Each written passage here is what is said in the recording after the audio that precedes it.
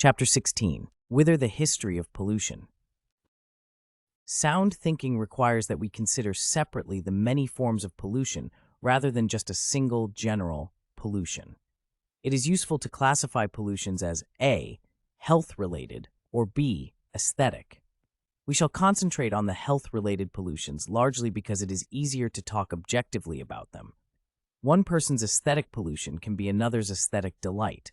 For example, the noise of children at play nearby, which makes such issues complex and difficult. Pollution and history. In thinking about pollution, as with so many other topics, a key issue is what is the appropriate comparison? It is common to compare the present to a hypothetical pristine past. When they hear that pollution has been declining, many people ask, from the beginning of history, from perhaps the most important point of view, pollution as measured by life expectancy, pollution has been declining since the beginning of the species. The image of the Garden of Eden does not correspond to the available physical evidence. If, however, one does not consider as pollution human and animal excrement, or the bones cast aside after meals, and instead takes a more restricted point of view and considers as pollutions only the modern pollutions, such as smog from industry and litter from pop-top soda cans and junked cars, then there certainly is an increase in pollution as societies move from subsistence agriculture toward modernization. But when the society becomes rich enough to put cleanliness high on its list of priorities, as the rich societies do, there is every likelihood that it too will move toward less of even the pollutions which come with modernization. The combination of affluence and improved technology tends toward greater cleanliness. Contrast a major Western metropolis today with London of 1890. The Strand of those days was the throbbing heart of the people's essential London. But the mud, and the noise, and the smell, all these blemishes were the mark of the horse. The whole of London's crowded, wheeled traffic, which in parts of the city was at times dense beyond movement, was dependent on the horse lorry, wagon, bus, hansom, and growler, and coaches and carriages and private vehicles of all kinds were appendages to horses. The characteristic aroma, for the nose recognized London with gay excitement, was of stables, which were commonly of 3 or 4 stories, with inclined ways zigzagging up the faces of them. Their middens kept the cast-iron filigree chandeliers that glorified the reception rooms of upper and lower middle-class homes throughout London, encrusted with dead flies, and, in late summer, veiled with living clouds of them.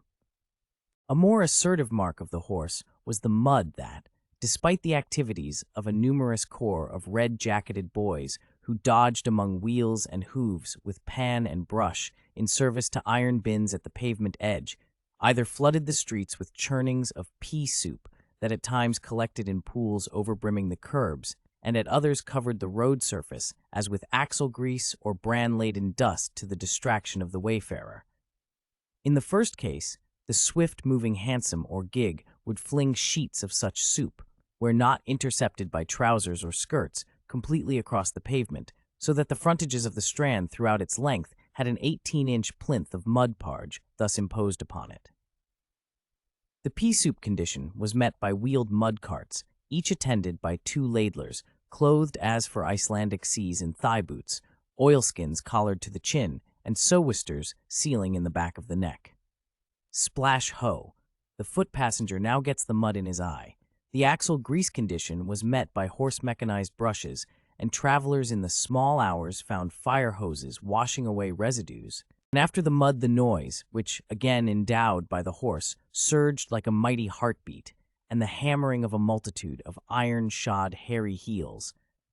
The deafening side-drum tattoo of tired wheels jarring from the apex of one set to the next, like sticks dragging along a fence, the creaking and groaning and chirping and rattling of vehicles, light and heavy, thus maltreated, the jangling of chain harness and the clanging or jingling of every other conceivable thing else, augmented by the shrieking and bellowings called for from those of God's creatures who desired to impart information or proffer a request vocally, raised a din that is beyond conception.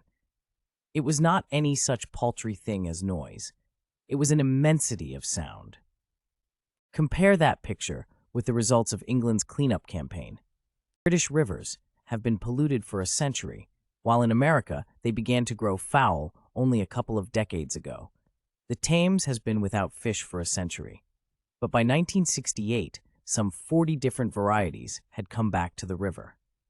Now, to be seen in London in 1968 are birds and plants long unsighted here. The appearance of long-absent birds is measured by one claim that 138 species are currently identified in London, compared with less than half that number 10 years ago. Gone are the killer smogs. Londoners are breathing air cleaner than it has been for a century. Effect of air pollution on bronchial patients is diminishing. Visibility is better, too. On an average winter day, about 4 miles, compared with 1.4 miles in 1958. My aim is to show that if one lifts one's eyes from one's own yard to others, one may see that things are not necessarily better over there.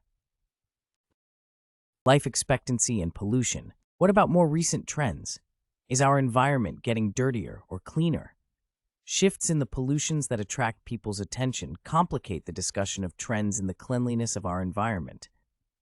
As we have conquered the microorganism pollutions that were most dangerous to life and health, plague, smallpox, malaria, tuberculosis, cholera, typhoid, typhus, and the like, lesser pollutions have come to the fore, along with improvements in technical capacity to discern the pollutants, and some new pollutions have arisen.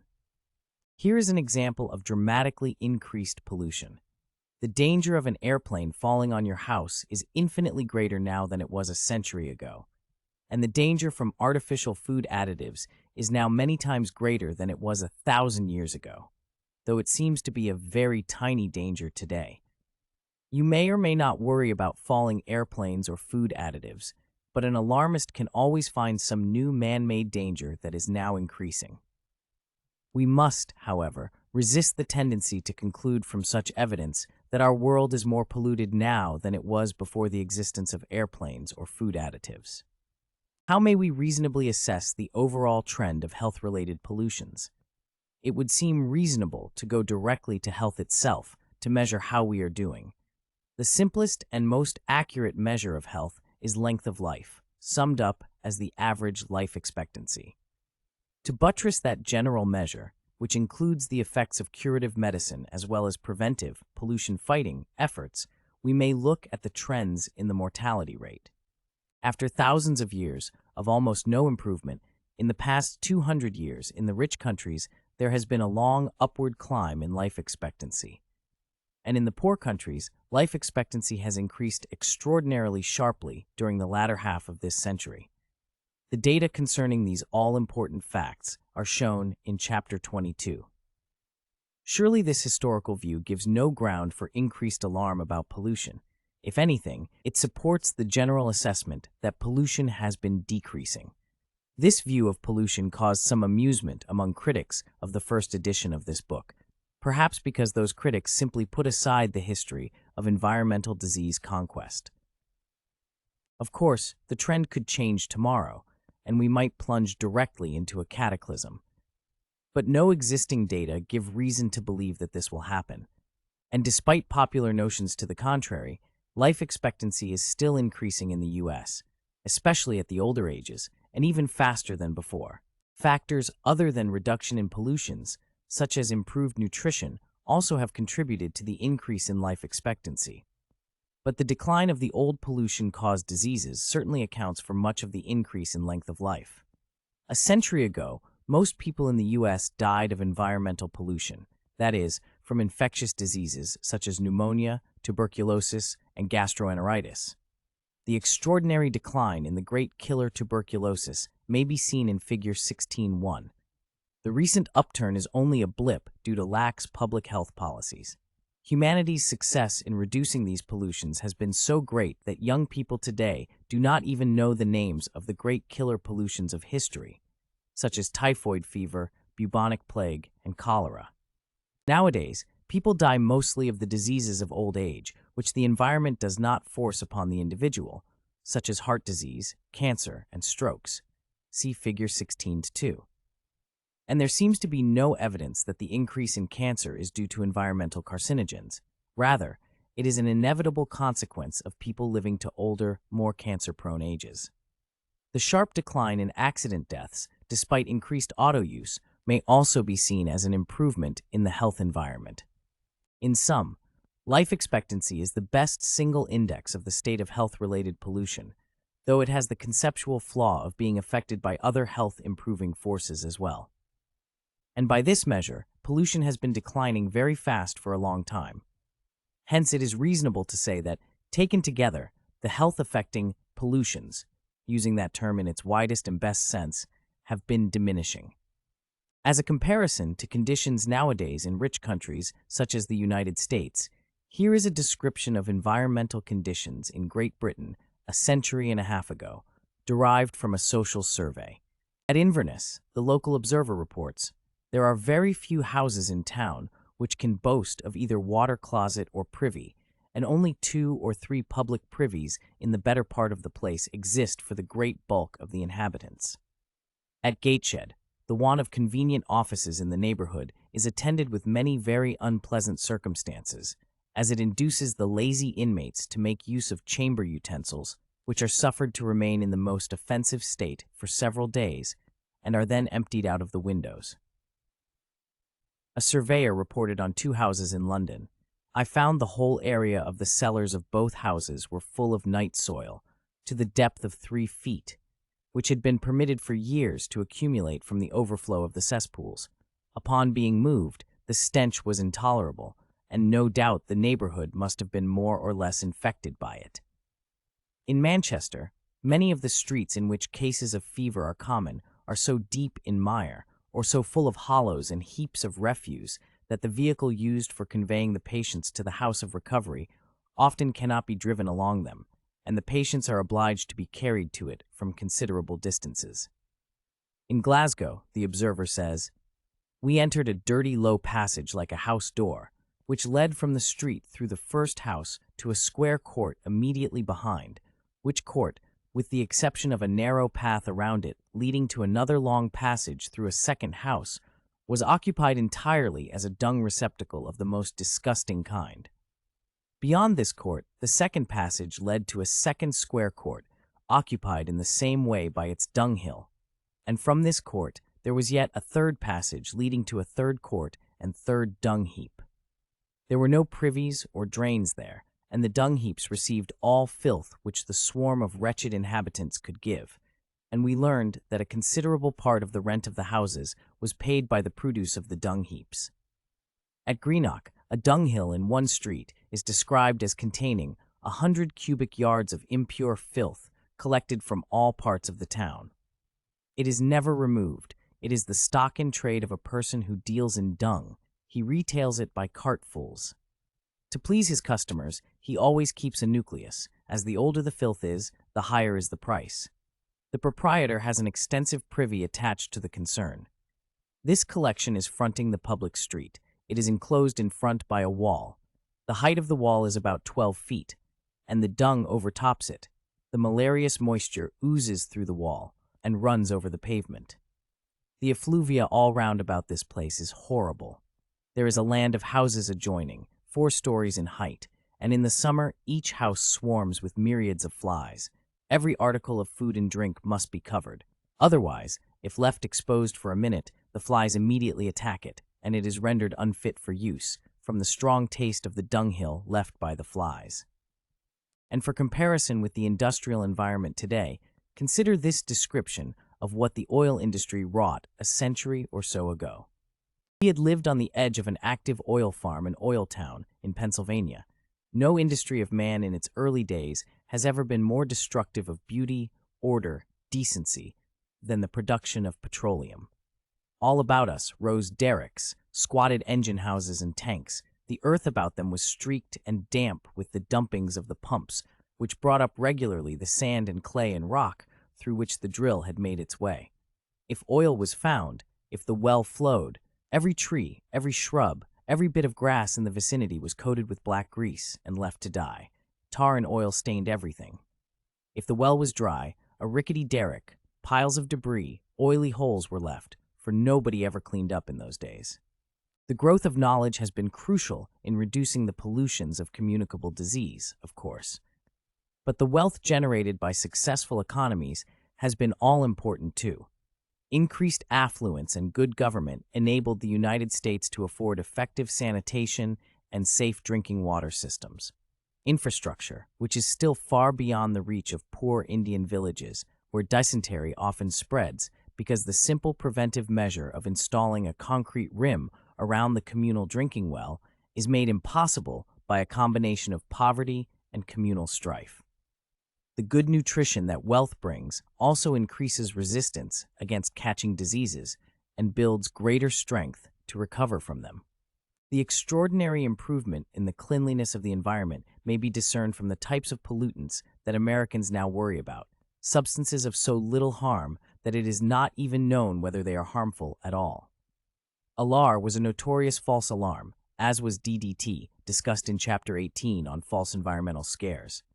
In 1992, alarm was raised over crab meat from Canada and anchovies from California, which supposedly contain an acid that might cause Alzheimer's disease. The substance in question is a natural one and has always been there. We are only aware of it because, as the New England District Director of the Food and Drug Administration said when commenting on this issue, there is equipment today that allows you to find a whole lot of nasty things in the food we eat. This does not imply that these substances hurt us. The U.S. has a zero pathogen tolerance.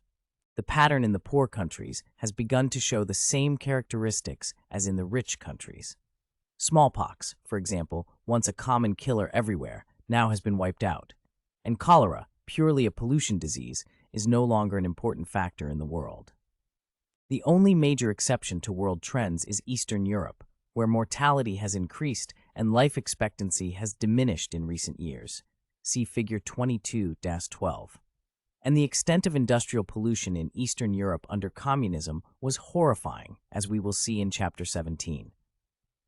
Again, there are other contributing causes to the decline in length of life in Eastern Europe. But the concatenation in Eastern Europe of high and increasing pollution and decline in life expectancy strengthens the argument for considering life expectancy as the best general index of the state of a country's pollution. In brief, there has been an extraordinary diminution in the severity of the environmental pollutions we face. But because people are unaware of this history, they react to each new alarm with undiminished fear. In the next two chapters, we turn to trends in particular pollutions, which are the byproducts of civilization and progress. Summary: the public believes that the world is less healthful than decades ago, and that the trend is toward a more polluted environment. This widespread belief is entirely contradicted by the facts. There are many sorts of pollution. Some have lessened over the years, for example, filth in the streets of our cities and the pollutants that cause contagious diseases. Others have worsened, for example, gasoline fumes in the air, noise in many places, and atomic wastes. The long-run course of yet others, such as crime in the streets, is unknown. To summarize the direction of such a varied collection of trends is difficult and can easily be misleading. If one has to choose a single measure of the extent of pollution, the most plausible one, because it is most inclusive, is life expectancy. The expected length of a newborn's life has increased greatly in past centuries and is still increasing.